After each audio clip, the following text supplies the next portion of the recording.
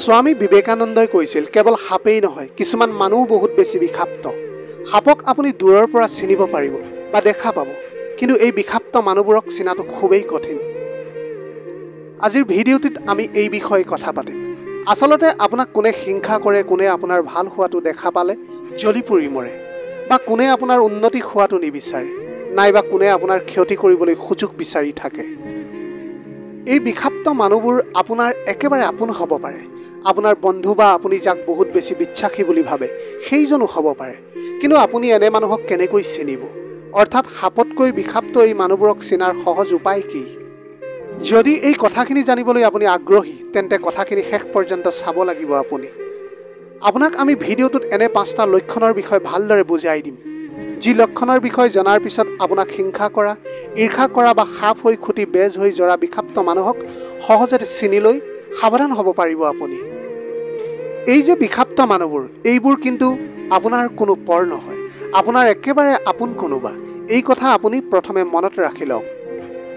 হয়তো তেওঁ আপোনাৰ প্ৰতিবেশী, আপোনাৰ সহকৰ্মী, আপোনাৰ বন্ধু বা কোনোবা আত্মীয় হ'ব পাৰে। তাৰ বাহিৰে অচিনাকি কোনেও আপোনাক হিংসা নকৰে, সেই কথা ভালদৰে বুজি লওক। কাৰণ এজন অপৰিচিত ব্যক্তিয়ে, মানে যি আপোনাক চিনি নাপায়, যি আপোনাৰ বিষয়ে একো নাজানে, তেওঁ কেতিয়াও আপোনাক হিংসা কৰিব নোৱাৰে বা আপোনাৰ ক্ষতি হোৱাটো নিবিচাৰে। কাৰণ আপুনি কি কৰিছে, কেনেকৈ আছে ইত্যাদি কথাবিলাক তেওঁ কেনেকৈ জানিব? তেনে ব্যক্তিৰ আপোনাৰ এই কথাবিলাকৰ ওপৰত কোনো ইণ্টাৰেষ্টটো নাথাকে। মুখত মিঠা কথা কৈ পিছফালৰ পৰা চুৰি মৰাৰ ধান্দাত থকা এই মানুহবোৰক আপুনি কেনেকৈ চিনিব? আপোনাক যি 5টা লক্ষণৰ কথা ক'বলৈ গৈ আছোঁ, আপুনি যদি কোনো মানুহৰ মাজত এই 5টা লক্ষণৰ ভিতৰত এটা লক্ষণো বিচাৰি পায়, তেন্তে এই মুহূৰ্তৰ পৰাই তেওঁৰ পৰা সাৱধানে থাকিব লাগিব আপুনি। নহ'লে এই মানুহবোৰৰ কাৰণেই এদিন আপুনি ডাঙৰ বিপদৰ সন্মুখীন হ'বলগীয়া হ'ব পাৰে। হয়তো আপুনি আজি কথাখিনি জনাৰ পিছত এনে এজন মানুহৰ মাজত সেই লক্ষণ বিচাৰি পাব পাৰে, যি আপোনাক বহুত মৰম কৰে, ভাল উপদেশ দিয়ে, আপোনাৰ খবৰ ৰাখে, আপোনাৰ কেয়াৰ লয়। লক্ষণটো তেওঁৰ মাজত বিচাৰি পালেও হয়তো আপুনি তেওঁই যে আপোনাৰ ক্ষতি বিচাৰে বা উন্নতি নিবিচাৰে সেই কথাটো বিশ্বাস নকৰিব পাৰে।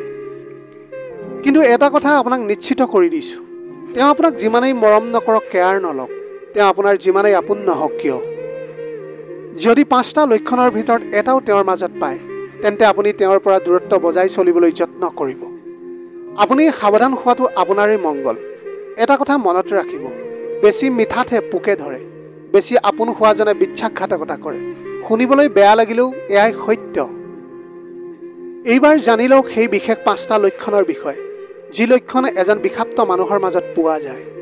প্ৰথম কথাটো হৈছে, সকলো মানুহেই প্ৰশংসা শুনি ভাল পায়। নিজৰ প্ৰশংসা আনৰ মুখত শুনিলে কাৰনো বেয়া লাগিব? সকলো মানুহেই প্ৰশংসা বিচাৰে। আপুনি যেতিয়া কিবা ভাল কাম এটা কৰিব বা আপুনি যেতিয়া সঁচা অৰ্থত প্ৰশংসা পোৱা কিবা এটা কাম কৰিব, তেতিয়া প্ৰশংসা পালে নিশ্চিতভাৱে ভাল লাগিব।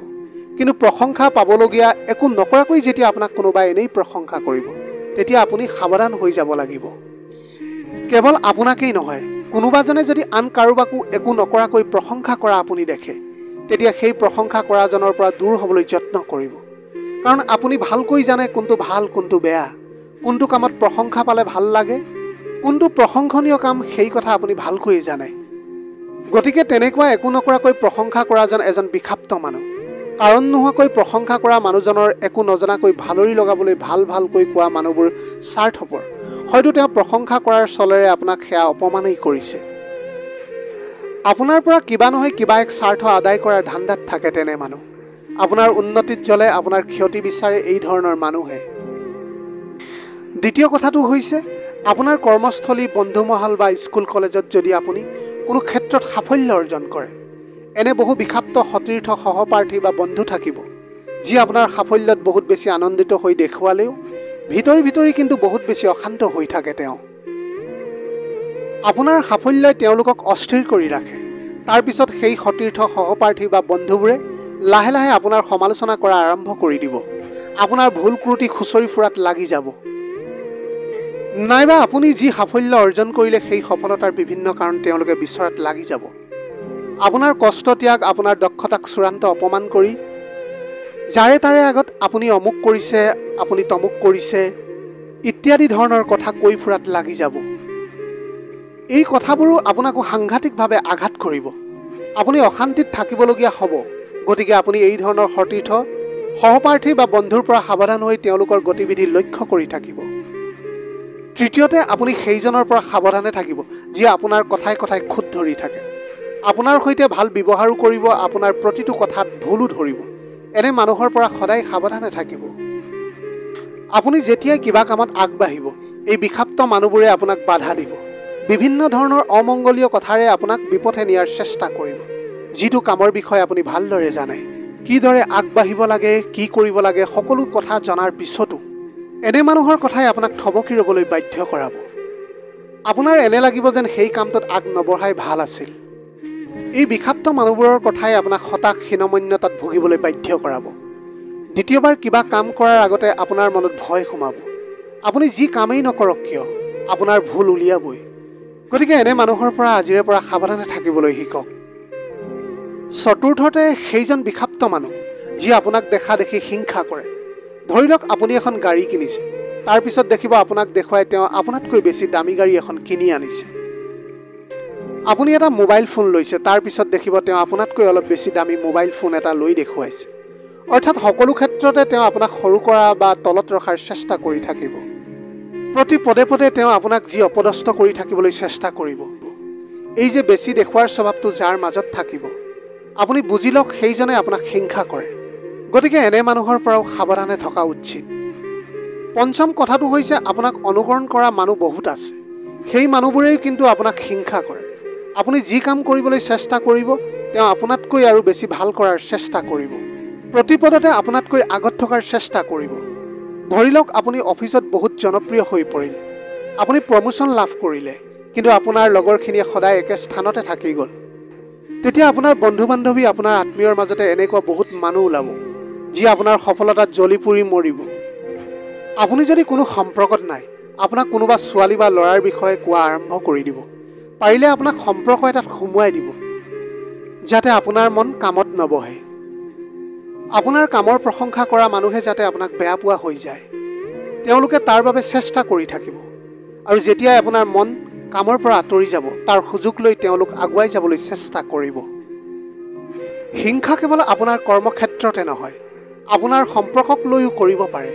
যদি আপোনালোকৰ বিবাহিত জীৱন খুব সুন্দৰভাৱে চলি আছে, আপোনালোকৰ সম্পৰ্কটো খুব শান্তিৰে আগবাঢ়িছে, আপোনাৰ আশে পাশে থকা বহুত মানুহে আপোনাৰ সম্পৰ্কটোক লৈ জ্বলি থাকিব।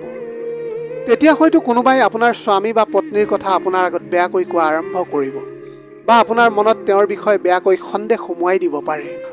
আপোনাৰ মনত তেওঁৰ প্ৰতি ভাল পোৱা নাইকিয়া কৰি বেলেগ এজনৰ কথা আপোনাৰ আগত ক'বলৈ আৰম্ভ কৰিব। তেওঁৰ গুণ গৰিমা কৰিবলৈ ল'ব, যাতে আপুনি তেওঁৰ প্ৰতি আকৰ্ষিত হয়। লাহে লাহে আপোনাৰ মনত আপোনাৰ স্বামী বা পত্নীৰ প্ৰতি বেয়াৰ ভাৱ সৃষ্টি হ'ব, আৰু তৃতীয়জন আপোনাৰ মনত সোমাই পৰিব। তেনেকৈ আপোনাৰ সংসাৰখনো ভাঙি যাব। যিসকলে আপোনাৰ সুখ দেখি জ্বলি আছিল, যেতিয়া তেওঁলোকে আপোনাৰ দুখ দেখিব, তেতিয়া তেওঁলোক সুখতে কিৰিলিয়াই উঠিব। তেওঁলোকে বুদ্ধি কৰি আপোনাক সহায় কৰাৰ অভিনয়েৰে আপোনাৰ অন্যায় কৰিব, যিটো আপুনি কমকেই নাপাব। সদায় এটা কথা মনত ৰাখিব, অচিনাকিজনে আহি আপোনাক ক্ষতি কৰিবলৈ সাহস নকৰে। ঘৰ শত্ৰুৰ বিভীষণ বুলি কথাতে আছে। যেতিয়া সেই বিভীষণে কালৰূপ ধাৰণ কৰিব, তেতিয়া তেওঁৰ ত্ৰাসৰ পৰা আপুনি কেতিয়াও বাচিব নোৱাৰিব। আপোনালোকৰ নিজৰ জীৱনতো চাগে বহুতবাৰ এনেকুৱা হৈছে, বা আপোনালোকেও এনেকুৱা বহু ঘটনা দেখি আহিছে। এবাৰ ভালদৰে ভাবি চাওকচোন, অচিনাকি মানুহতকৈ আপোনাক আপোন বুলি ভবা মানুহেই জানো বেছি ক্ষতি কৰা নাই? আপোনাক যদি কোনোবাই অপদস্থ কৰিছে, তেন্তে সেয়া আপোনাৰ আপোন কোনোবাই হ'ব। আপোনাক যদি কেতিয়াবা বিপদত পেলাইছে, আপোনাৰ ভাল চিনাকিজনেই পেলাইছে, নাইবা বিশ্বাসী বুলি ভবাজনেই আপোনাক বিপদত পেলাইছে।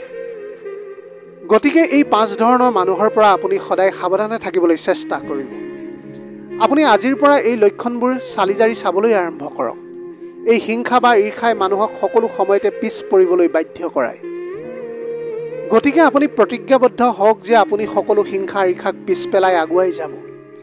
যিয়েই যি নহওক লাগে, আপুনি আপোনাৰ কাম আপোনাৰ মতেই কৰি যাব। যিজনে নিজৰ পৰিচয় বা নিজৰ অস্তিত্বৰ অভাৱত ভোগে, তেওঁই আপোনাক হিংসা কৰে। গতিকে আজি আমি আপোনাক যি বিষাক্ত মানুহৰ কথা ক'লোঁ, এই মানুহবোৰক সদায় চিনি ৰাখক।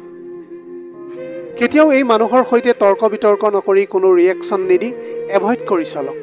তেতিয়া দেখিব হিংসা কৰিলেও তেওঁলোকে আপোনাৰ কোনো ক্ষতি কৰিব নোৱাৰে। হিংসা বা ঈৰ্ষাক লৈ APJ আব্দুল কালাম ছাৰে এষাৰ কথা কৈছিল, যদি আপুনি জীৱনত বাৰে বাৰে আঘাত পাই থাকে তেন্তে তাৰ কাৰণে কেতিয়াও নিজকে দায়ী বুলি নাভাবিব। মাত্ৰ মনত ৰাখিব, যি গছৰ ফল সকলোতকৈ বেছি মিঠা সেই গছতেই সকলোতকৈ বেছিকৈ কুঠাৰঘাত কৰা যায়।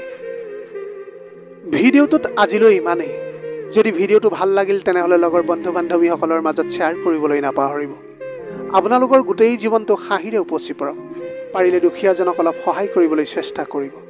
আপোনালোকৰ অকণমান সঁহাৰিয়ে যদি কোনোবা এজন দুখীয়াৰ জীৱনটো সলনি কৰিব পাৰে, তাতকৈ পুণ্যৰ কাম আৰু এই পৃথিৱীত একোৱেই হ'ব নোৱাৰে। Have a nice day.